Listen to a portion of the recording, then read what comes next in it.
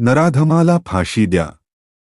नसरापूर येथील चिमुरडीवरील अत्याचार व हत्येप्रकरणी दलित महासंघ आक्रमक. नसरापूर येथे 4 वर्षांच्या चिमुरडीवर अत्याचार करून तिची निर्घृण हत्या करणाऱ्या नराधमाला तात्काळ फाशीची शिक्षा द्या, या मागणीसाठी दलित महासंघ वायदंडे गट आक्रमक झाला आहे. संघटनेच्या वतीने राज्याध्यक्ष डॉक्टर सुधाकर वायदंडे यांच्या नेतृत्वाखाली प्रशासनाला गुरुवारी निवेदन देऊन तीव्र संताप व्यक्त करण्यात आला. प्रशासनाला दिले निवेदन. या घटनेचे गांभीर्य लक्षात घेऊन दलित महासंघाच्या शिष्टमंडळाने आष्ट्याचे अप्पर तहसीलदार राजशेखर लिंबारे आणि आष्टा पोलीस ठाण्याचे पोलीस निरीक्षक सिद्धेश्वर जंगम यांची भेट घेतली.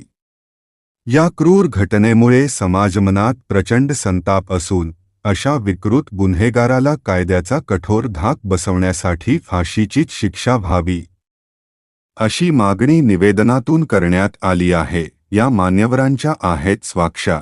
या निवेदनावर दलित महासंघाचे पश्चिम महाराष्ट्र अध्यक्ष सदाभाऊ चांदणे, वाळवा तालुकाध्यक्ष नारायण वायदंडे, युवक आघाडीचे जिल्हा कार्याध्यक्ष अमोल लोखंडे, भटक्या जाती